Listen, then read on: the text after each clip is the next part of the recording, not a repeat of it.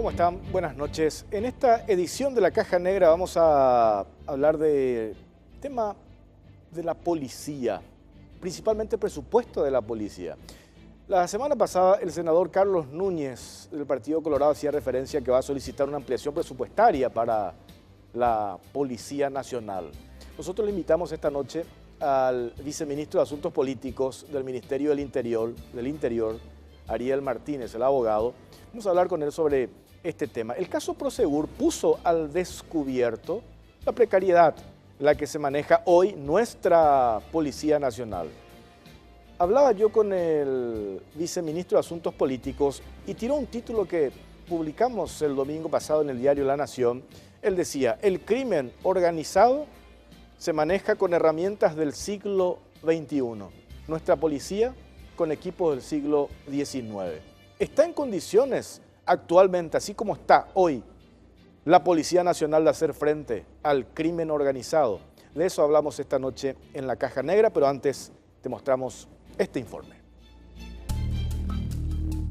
El Senado frustró ambicioso programa de gestión en seguridad ciudadana. Mucho se habló esta semana de la carencia de recursos por parte de la Policía Nacional para enfrentar a los delincuentes y bandas organizadas. Lo que muchos no saben es que el Senado había rechazado un crédito de $20 millones que iba a ser destinado a un programa de gestión integrada en seguridad ciudadana a cargo del Ministerio del Interior, la Policía Nacional y el Ministerio de la Mujer. La moción de rechazo fue a propuesta de la titular de la Comisión de Hacienda y Presupuesto de la Cámara Alta de Ciremasi, según consta en los archivos del Legislativo. Cuando se le cuestionó este hecho, la propia legisladora opositora respondió a través de su cuenta de Twitter, mostrando la sesión en la que se rechazó el préstamo para el Ministerio del Interior y justificó su moción, alegando que los fondos serían destinados en su mayor parte para consultorías, talleres, encuestas, diagnósticos, etc. Y agregó con ironía: ¿ahora se combate el crimen organizado transnacional con esto? Ellos con misiles tierra-aire y nosotros le vamos a tirar manuales y nos vamos a proteger con encuestas. Añadió que ellos pidieron que se redireccionen los fondos para el equipamiento de la policía, pero no hubo caso.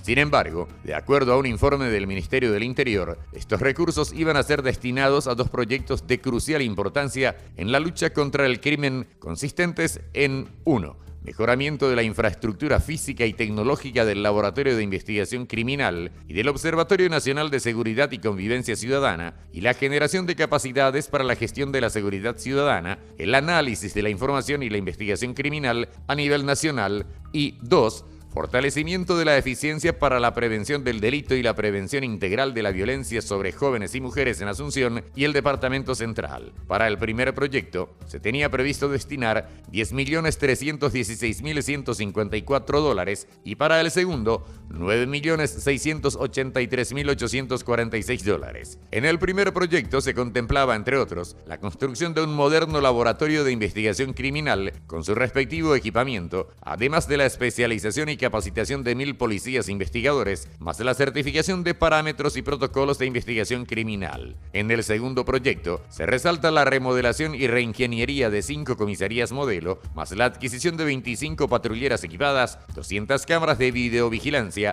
y 50 botones de pánico. Asimismo, la capacitación de 1.000 policías comunitarios. En definitiva, se trataba de dos proyectos muy ambiciosos que apuntaban a mejorar la capacidad de respuesta de la policía en el combate a la delincuencia. Cabe mencionar que debido a la falta de presupuesto, se firmaron convenios con las dos entidades binacionales, Itaipú y Yacyretá respectivamente, que dotaron de vehículos, tanto patrulleras como motocicletas, así como equipamientos para las fuerzas del orden público.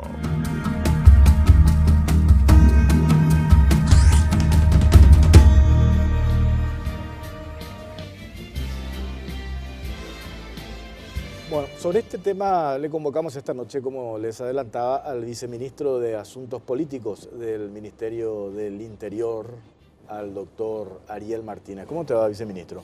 ¿Cómo estás, Jorge? Muy buenas noches para vos y toda la teleaudiencia.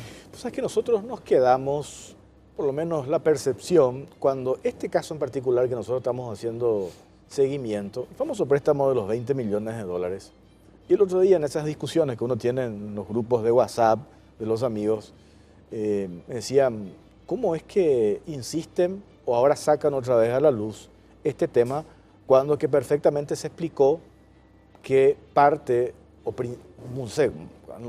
no sé qué cantidad de ese dinero se iba a utilizar para encuestas, para consultorías, como había mencionado la senadora Desirée Massi. Sin embargo, al leer en detalle de lo que contemplaba ese proyecto, es cierto, se menciona una parte que se hace, creo que una encuesta, pero el foco principal de la utilización de ese dinero era precisamente para la construcción de un laboratorio forense, entre otras cosas.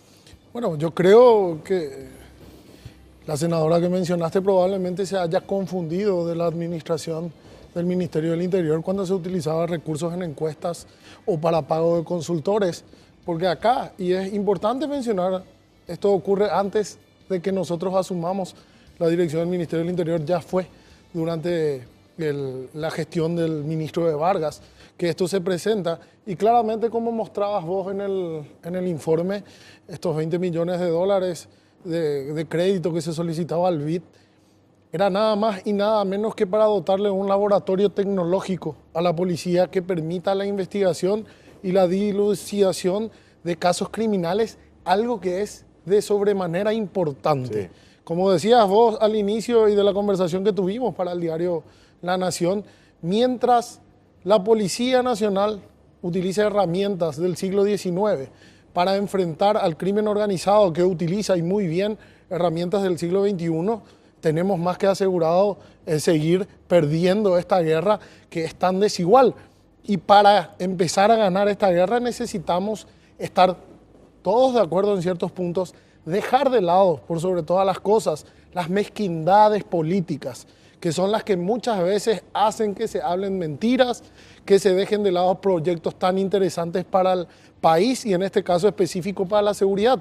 La seguridad es un problema de todos, es una obligación de todos trabajar por la misma, y creo que es uno de los temas donde en definitiva las mezquindades políticas deben ser dejadas de lado y también las mentiras. Yo cuando decidimos darle destaque a este tema acá en la Caja Negra, yo decía, con esto no estoy tratando ni mucho menos de justificar el actuar de la policía.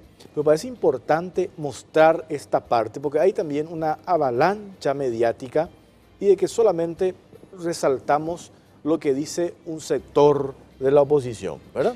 Todos nos quedamos con esa parte. Y yo digo, entonces, en mi condición de periodista, ¿yo me quedo solamente con lo que dice la senadora Desirée Massi o me pongo a revisar y a hurgar de qué se trata realmente el proyecto? Y al revisar el proyecto nos encontramos con totalmente diferente a lo que esta señora explicó. Y aparte, si tanto hoy, y con justa razón, nos quejamos del problema de la inseguridad y lamentamos muchas veces el accionar de la policía, pues tenemos que poner también énfasis en que le dejamos a una policía prácticamente sin capacitación, una policía con prácticamente de equipamientos casi nulo, ¿verdad? Al punto de que decíamos también en el informe que tienen que recurrir a convenios con las entidades binacionales. Casos de Yacinetá, caso Itaipú, el otro día se publicaba en los diarios la adquisición de balas, balines de goma, le pidieron a Yacinetá. Por eso me parece importante contar esto y que también la gente sepa la otra parte de la historia, ¿verdad? Así mismo, nosotros mismos, muchas veces del Ministerio del Interior y la propia Policía Nacional, y eso es algo que hay que destacar, siempre está abierto a la autocrítica, siempre está abierto a hacer el mea culpa cuando hay que hacer, siempre está abierto a colaborar con la justicia cuando ocurren hechos que lamentar o hechos en donde algunos de sus efectivos se apartan de lo que es legal o de lo que corresponde en su actuar como policía, pero como bien vos decís, eso no tiene que dar espacio a que se instalen mentiras, a que se instale la mezquindad. Voy a insistir con eso seguramente muchas veces en el transcurso de esta conversación, porque la seguridad es un problema en el que todos debemos de trabajar. No es un problema solo de la policía, es un problema en que cada sector de la sociedad debe hacer su parte, y en ese sentido la clase política está más que obligada a hacerlo y debe prestar esa colaboración. Mencionabas vos otro punto importantísimo. Hace rato decíamos en infraestructura física y tecnológica, que hoy en el siglo XXI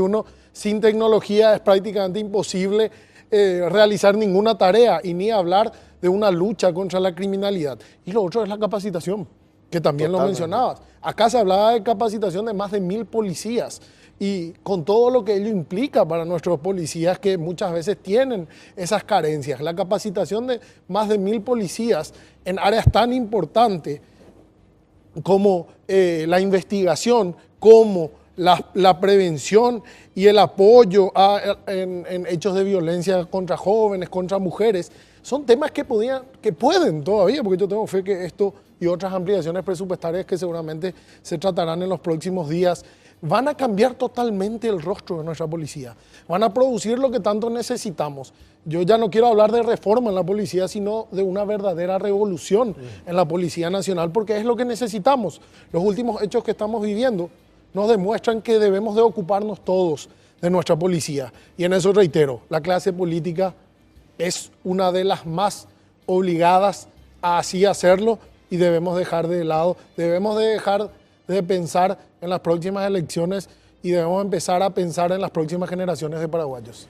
Sesión de la Cámara de Senadores 17 de agosto del año pasado. Esto argumentaba la senadora Desirée Masi. Gracias, presidente. Como ya se dijo, es un préstamo de 20 millones de dólares que tiene varios componentes. El costo total del programa asciende a 20 millones que serán financiados en su totalidad por el banco. Y me gustaría leer los componentes, si me permiten, el presupuesto detallado en dólares. El componente 1, generación de capacidades para la gestión efectiva de la información y la investigación criminal, 10 millones de dólares. Voy a hablar en números redondos para no aburrirles. Sistema de recolección, análisis y distribución de información en el observatorio, 900 mil dólares. Interfaz de la línea 137 SOS Mujer e Intranet, 237 mil dólares.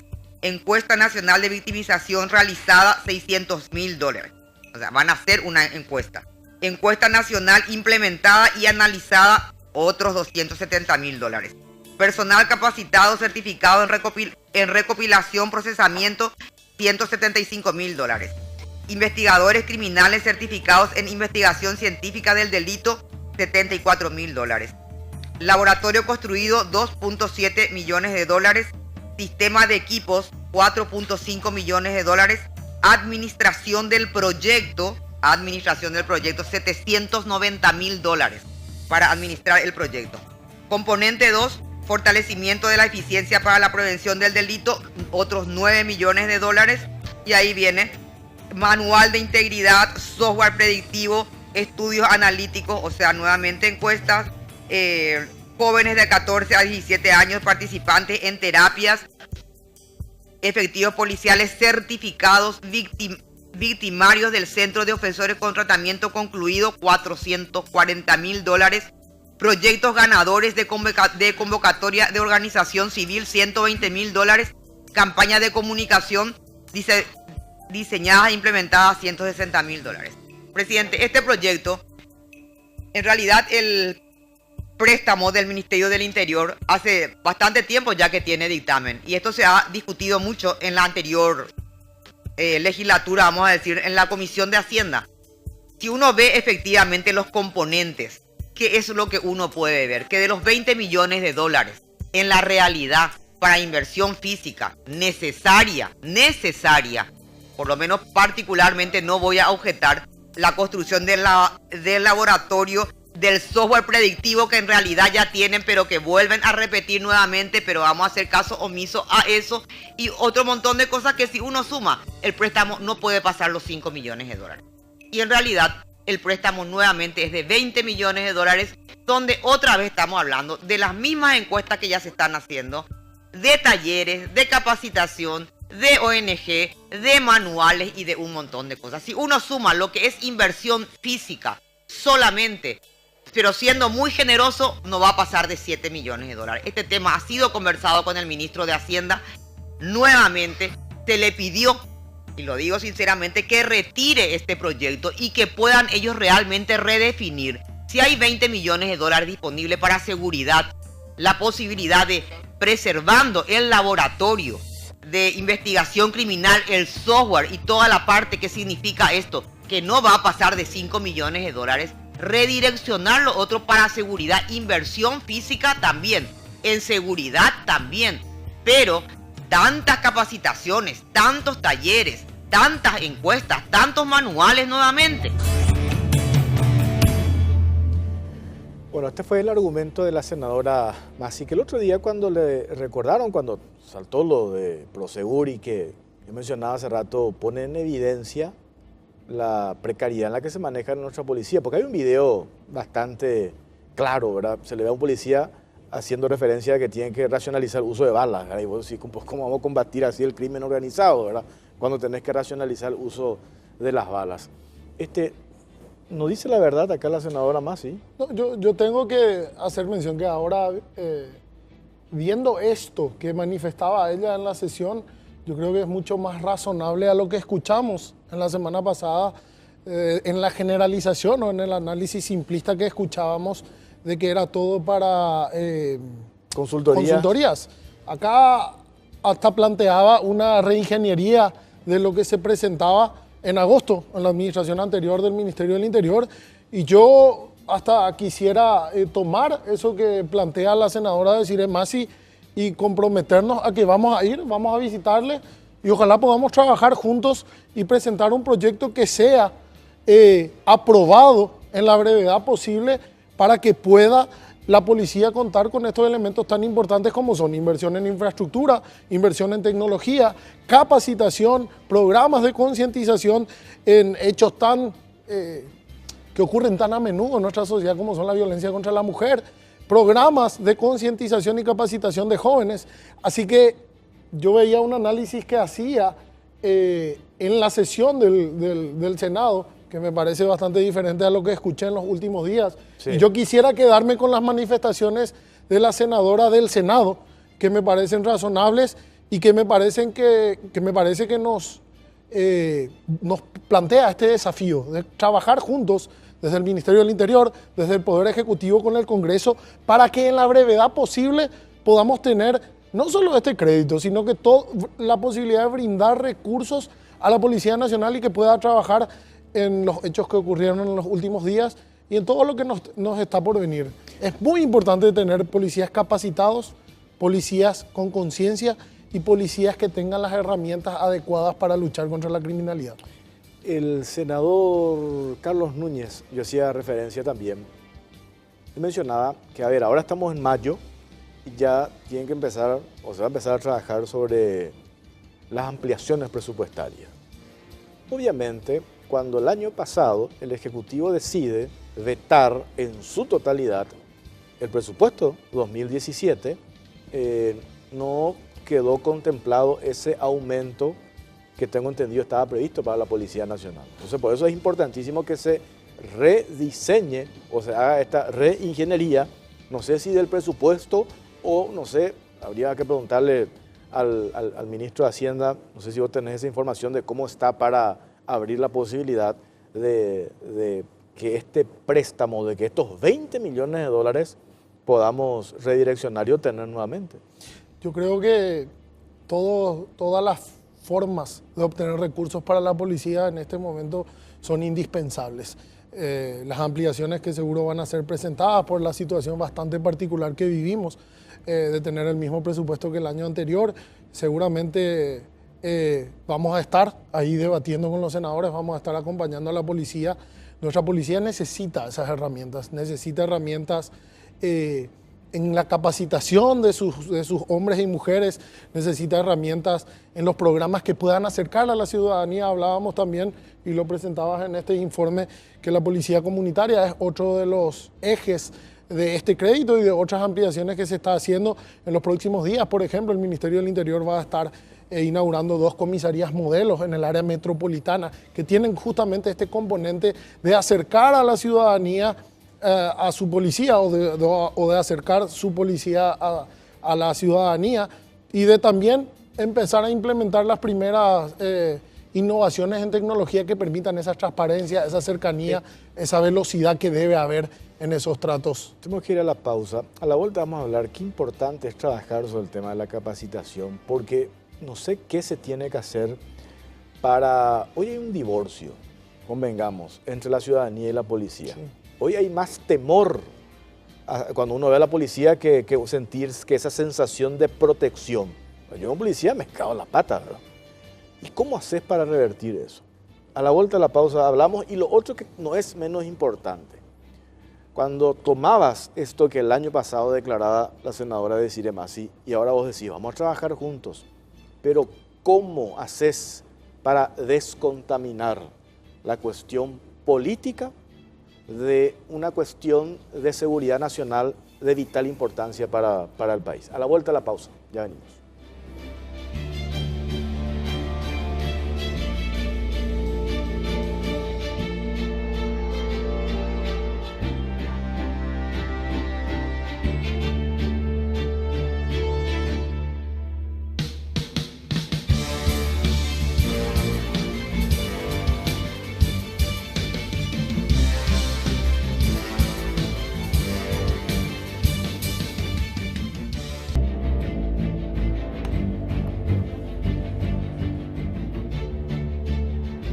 Ante cualquier problema legal que tengamos en la caja negra, tenemos la asesoría jurídica de Bóveda y Asociados, el bufete de abogados integrado por Leticia Bóveda, Rodrigo Galeano y José Ibarra. Bóveda y Asociados ante cualquier problema legal. Nosotros, viceministro, después vamos a responder eso que dejaba picando antes de ir a la pausa. Tenemos otro informe en el que detallamos punto por punto en qué se iba a utilizar estos 20 millones de dólares que el año pasado el Senado rechazó. Para todo esto era el préstamo que el Senado rechazó. Programa de Gestión Integrada en Seguridad Ciudadana consta de 2 proyectos. Beneficiarios, Ministerio del Interior, la Policía Nacional y el Ministerio de la Mujer. Monto total del crédito, 20 millones de dólares. Proyecto 1. Mejoramiento de la infraestructura física y tecnológica del Laboratorio de Investigación Criminal y del Observatorio Nacional de Seguridad y Convivencia Ciudadana. Y la generación de capacidades para la gestión de la seguridad ciudadana, el análisis de la información y la investigación criminal a nivel nacional por 10.316.154 dólares. Productos a ser desarrollados: modernización de la infraestructura física y tecnológica de la División Criminalística de la Policía Nacional y de su Laboratorio de Investigación Criminal, incluyendo el diseño final de la obra, equipos tecnológicos e insumos por 5 años. Elaboración de proyecto ejecutivo y fiscalización de obra. Construcción de 2.785 metros cuadrados de laboratorio forense adecuado a estándares internacionales en seguridad y prevención de incendios. Equipamiento y capacitación de 1.000 policías investigadores, más la certificación de parámetros y protocolos de investigación criminal. Especialización y capacitación de 1.000 policías investigadores, más la certificación de parámetros y protocolos de investigación criminal. Mejoramiento e integración de las bases de datos y registros de delitos del Ministerio del Interior y consolidación del Observatorio Nacional de la Seguridad y la Convivencia Ciudadana. Implementación del Registro Unificado de Información sobre Violencia Intrafamiliar y la integración del 137 con el 911. Revisión metodológica y producción de 2 encuestas de victimización y percepción de inseguridad y 1 de violencia intrafamiliar, así como la producción de 3 estudios en profundidad de seguridad ciudadana. Formación de 20 gerentes civiles del Ministerio del Interior con competencias en planificación, dirección de proyectos, monitoreo y gestión por resultados para sus programas de seguridad ciudadana. Proyecto 2. Fortalecimiento de la eficiencia para la prevención del delito, prevención integral de la violencia sobre jóvenes y mujeres en Asunción y Departamento Central por un monto de 9.683.846 dólares americanos. Productos a ser desarrollados: brindar apoyo a una estrategia de policía comunitaria mediante la introducción de técnicas de despliegue territorial inteligente, software de posicionamiento predictivo. Agentes policiales certificados en policía comunitaria, capacitación de personal que incluye a 1.000 policías, remodelación y reingeniería de 5 comisarías modelo, incluye la adquisición de 25 patrulleras, cámaras, entre otros insumos tecnológicos. Refuncionalización y mejoras edilicias, 8.447 metros cuadrados de construcción aproximadamente, incluyendo la fiscalización de obras, provisión de mobiliarios, 200 cámaras de videovigilancia, 25 patrulleras equipadas, 50 botones de pánico. Las comisarías inicialmente seleccionadas fueron la sexta, séptima, 12ª metropolitana, primera y segunda central. Las mismas pueden ser cambiadas por otras dependencias policiales de Asunción y el Departamento Central conforme a las necesidades. Promoción de la transparencia policial mediante manuales de integridad, capacitación y acceso a la información pública. Programa para prevenir la reincidencia en 315 jóvenes de 14 a 17 años con alto riesgo sociodelictual. Programa para prevención de violencia mediante la mejora de habilidades para la vida y la empleabilidad a través del deporte y la capacitación, dirigido a 210 jóvenes de grupos en riesgo de más de 18 años. Implementación de un centro de tratamiento de ofensores de violencia intrafamiliar e intervenciones focalizadas mediante procesos competitivos dirigidos a reducir la revictimización de mujeres ejecutadas por parte de organizaciones de la sociedad civil en el área de las comisarías intervenidas. Capacitación de los equipos y unidades especializadas del Estado en violencia intrafamiliar e intervenciones focalizadas mediante procesos competitivos dirigidos a reducir la revictimización de mujeres ejecutadas por parte de las organizaciones de la sociedad civil en el área de las comisarías intervenidas. Campaña de sensibilización sobre la violencia intrafamiliar y la necesidad de denuncia. El componente de género fue trabajado de manera conjunta con el Ministerio de la Mujer, para lo cual se realizó un diagnóstico y un proceso de construcción de la propuesta.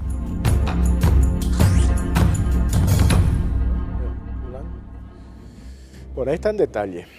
Uno dice, todo esto estaba contemplado, porque eso estamos hablando con el viceministro. Si nosotros nos quedamos con ese discurso de la senadora Masi de la semana pasada, ella reduce que los 20 millones de dólares para consultoría. Entonces vos ahí decís, entonces es un disparate. Vos 20 millones de dólares vas a usar para consultoría. Pero después lo que yo decía hace rato, desmenuzás y revisás, no son 20 millones de dólares para consultoría. Y por eso es que yo rescato lo que decía también el senador Carlos Núñez, el ex policía. Dice, en todo caso, se pudo haber redireccionado lo que se consideraba, o en este caso en su condición de presidenta de la Comisión de Hacienda y Presupuesto, redireccionar. Che, acá 7 millones de dólares para encuesta, estoy exagerando por poner una cifra, entonces se redirecciona, pero no se somete a votación para que se rechace y se envíe archivo.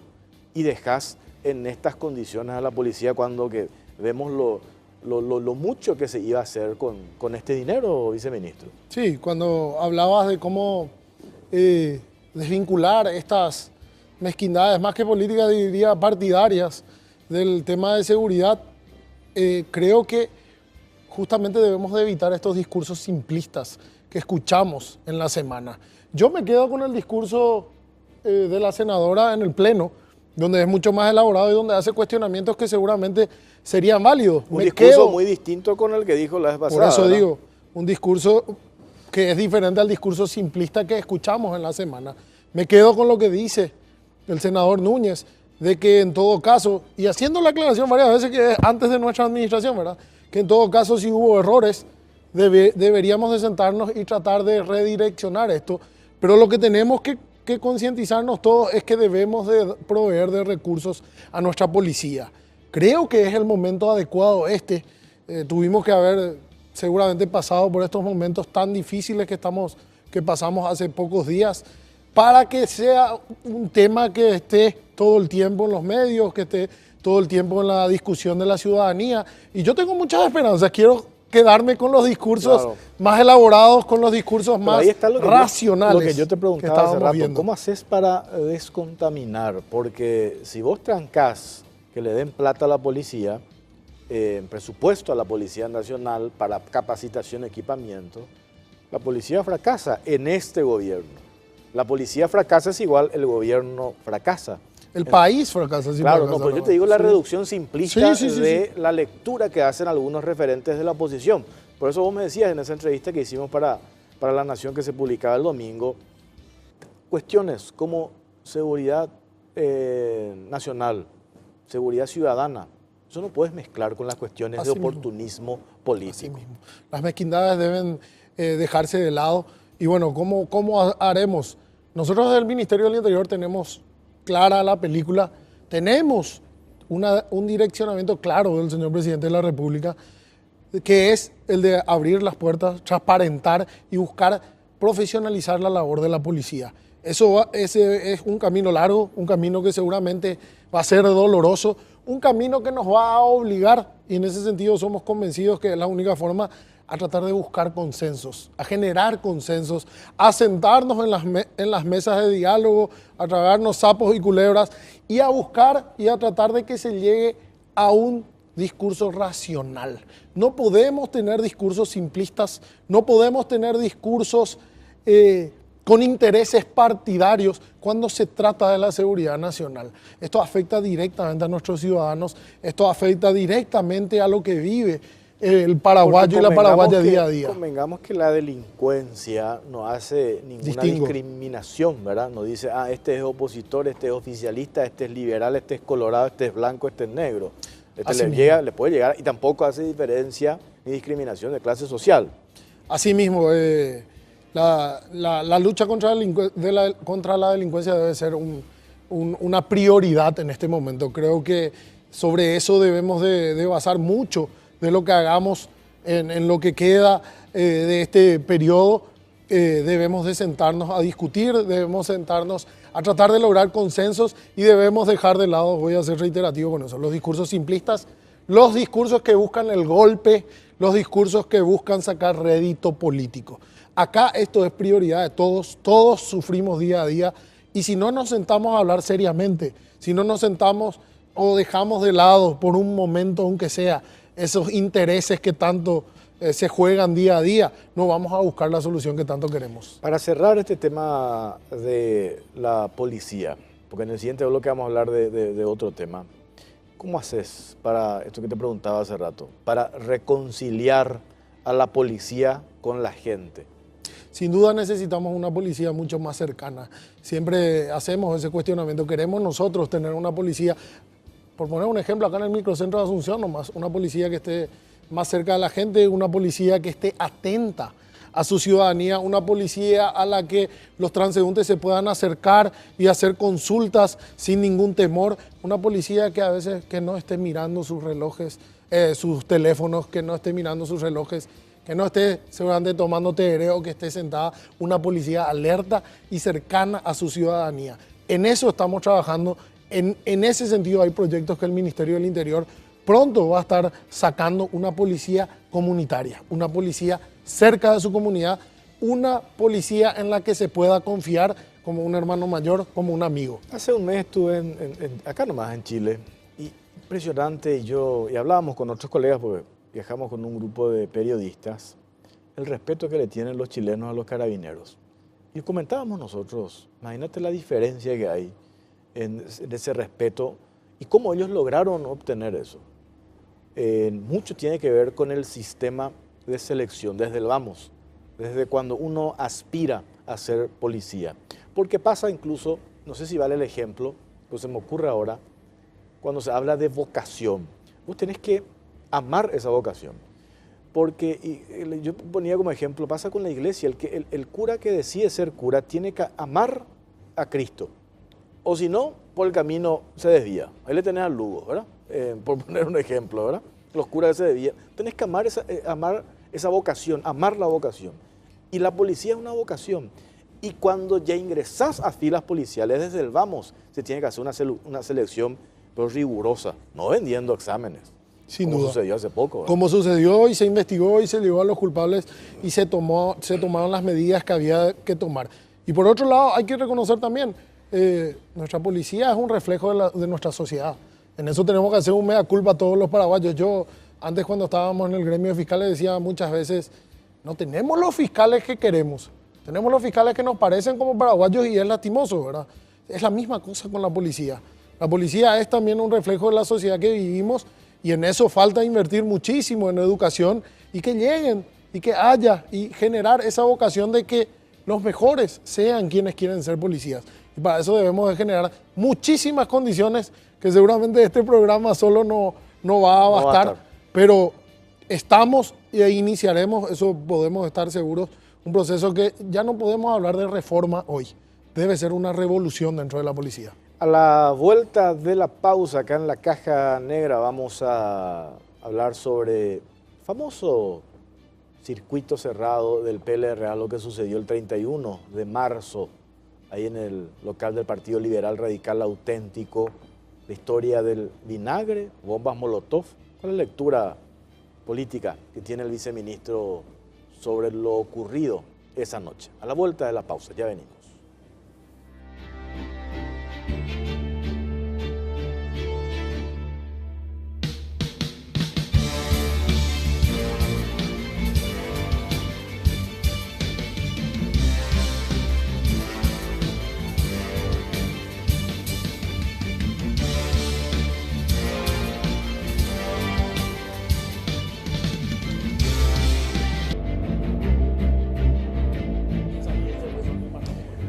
Ante cualquier problema legal que tengamos en la Caja Negra, tenemos la asesoría jurídica de Bóveda y Asociados, el bufete de abogados integrado por Leticia Bóveda, Rodrigo Galeano y José Ibarra. Bóveda y Asociados ante cualquier problema legal que tengamos en la Caja Negra.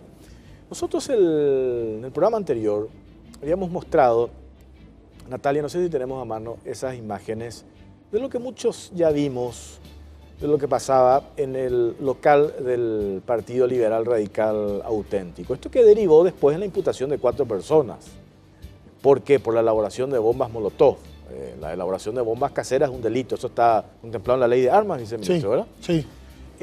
Y nosotros hicimos esa secuencia de cómo se dieron los hechos esa noche.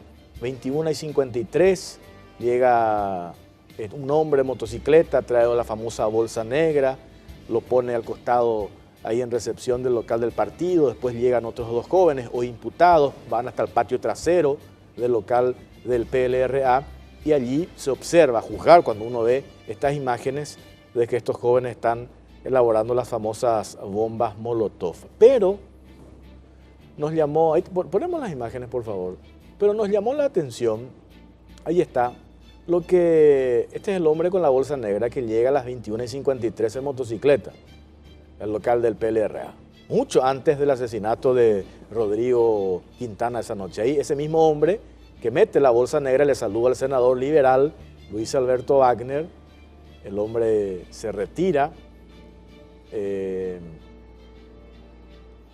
y después en otro momento, en estas imágenes, se ve cuando de remera amarilla baja la bolsa del segundo piso y lo lleva abajo. Y ahí le entrega esa bolsa a estos 2 chicos que están imputados. Uno se llama Brian, el otro es un menor, por eso le tapamos ahí el rostro. El otro es un menor. Llevan esa bolsa negra, van hasta el patio trasero del PLRA que ahí van a ver.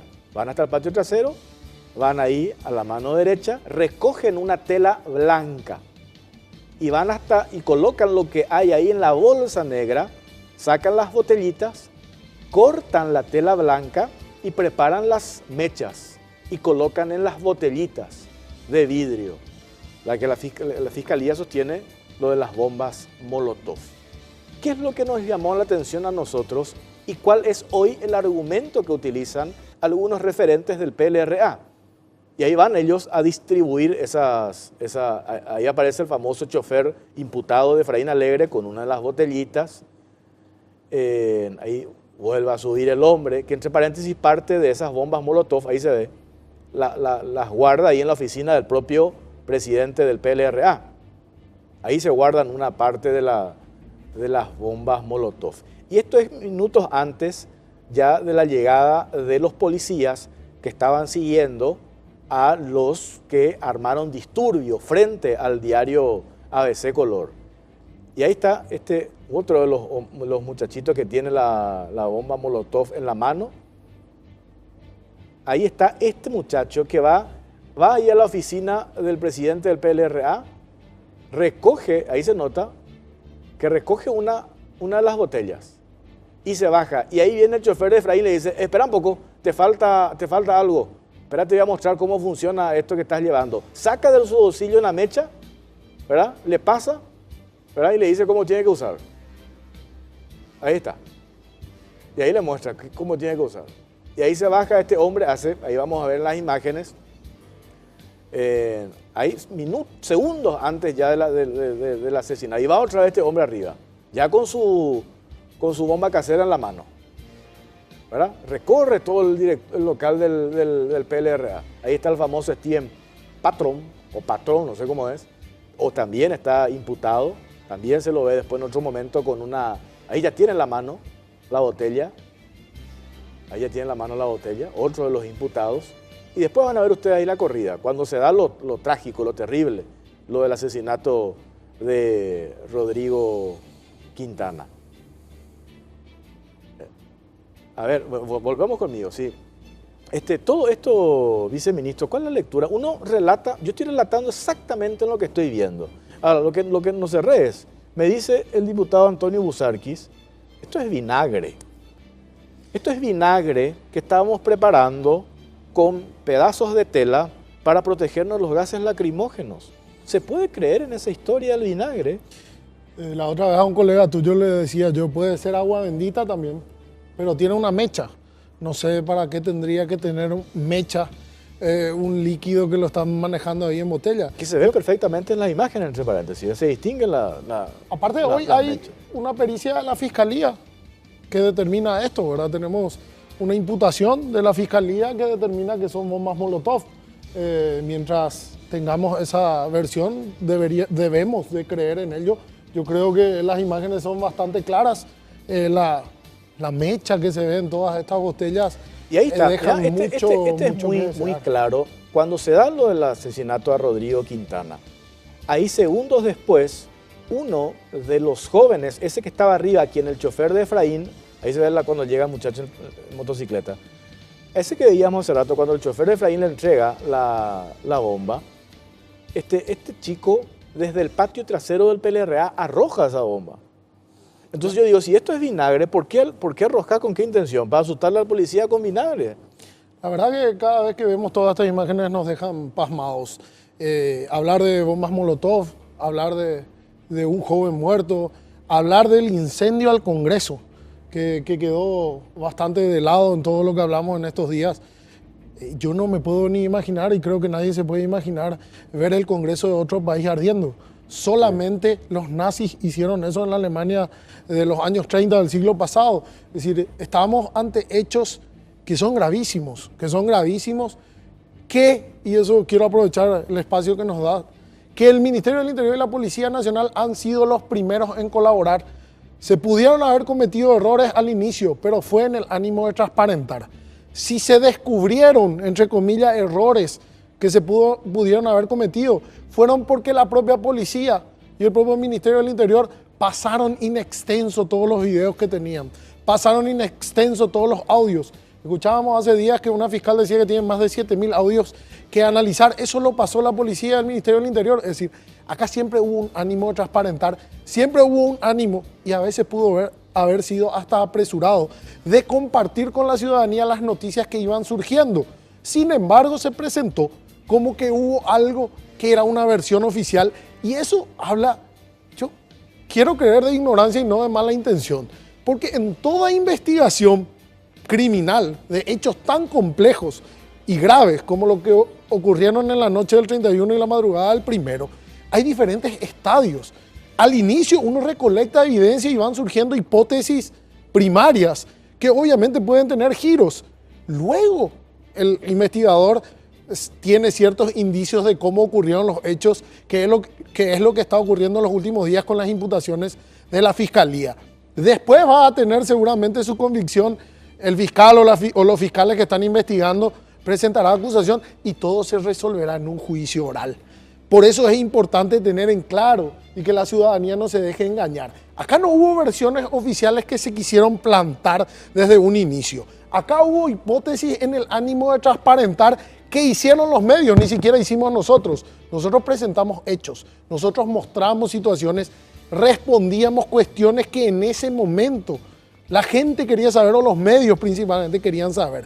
Después los análisis que hicieron y las interpretaciones que se hicieron no corrían por cuenta nuestra, y si surgieron cuestiones después que negaban lo que en un inicio se dijo, fue gracias a que nosotros mismos transparentamos todos. Jamás apañaríamos hechos que ocurrieron donde pudo haber abusos de la policía y donde ocurrió un hecho que lamentamos, y eso quiero decir, Jorge, desde el gobierno lamentamos y lloramos la muerte de un joven paraguayo.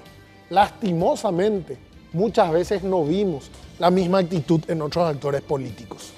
Creo que algunos no tuvieron esa misma tristeza que partió desde el Ejecutivo. Realmente fueron momentos muy duros para nosotros y de ninguna manera, tanto personalmente quienes componemos el Ministerio del Interior, como por indicaciones claras del Presidente de la República, vamos a apañar ni tolerar hechos de esta naturaleza. El domingo pasado nos decía Caro Cruz, el defensor del pueblo, Miguel Godoy Servín, él hace una valoración política, independientemente a todo lo que él expresaba, de que, porque acá hay una, si bien vos mencionaste, viceministro, lo de la quema del Congreso, elaboración de bombas Molotov, pero hay que incluirle también el atropello que hace la policía local partidario y nada más y nada menos que la muerte de Rodrigo Quintana. Intolerable. Un conjunto de cosas que se tienen que investigar y que la Fiscalía, entre paréntesis, no tiene que dejar ningún cabo suelto en toda esta historia.